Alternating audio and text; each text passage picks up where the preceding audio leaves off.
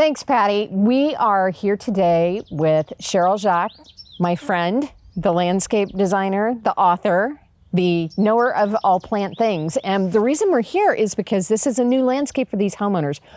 What is the number one thing that you would suggest to people who are moving into somebody else's landscape? So the first thing I suggest when you inherit a new place is to, I call it a soft landing. Just get to know it, like, introducing yourself to the garden space.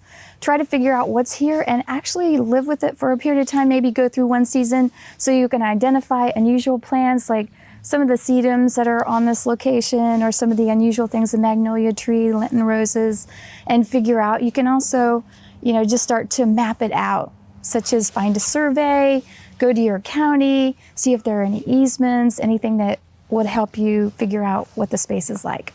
Because someone else's space it's very unlikely it's going to match your taste completely, right? Unless you bought the house for the garden, which we know happens, but chances are that there are some other amenities that folks are going to want to put in back here.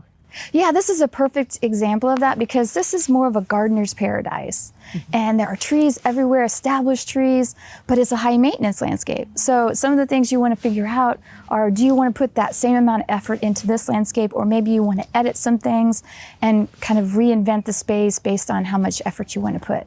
And what kind of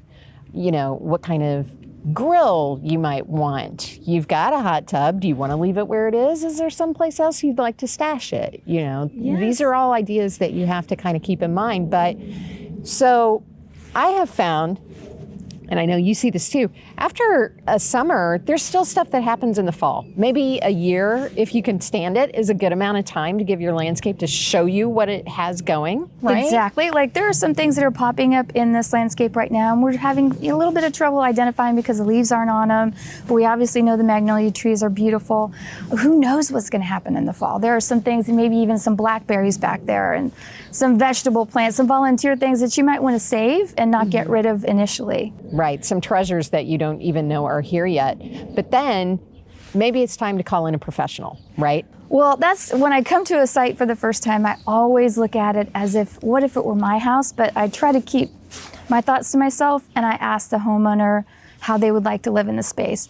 And something I ask the client to do is maybe write down their list of requirements, the things that they want to see incorporated into it. Do they want a hot tub? Do they want a fire pit? Do they grill out here? For instance, this has a kind of a captured deck space. We might want to reopen it and interact with the space differently. And then I just have people do bubble diagrams. Where do I want it? A loose circle here. How do I want to flow to that space? And then I try to re-envision it for them and give them multiple options. So it's a great way to take advantage of what's already here, but also make it your own at the same time and give it your own sort of personal flavor. And then finally, I believe in a good plant app. If you're just out in your yard and you don't know what you're looking at any given point during the season, a plant app can help, right? Yes, it's called a Master Gardener, with the speed dial or the app. Right.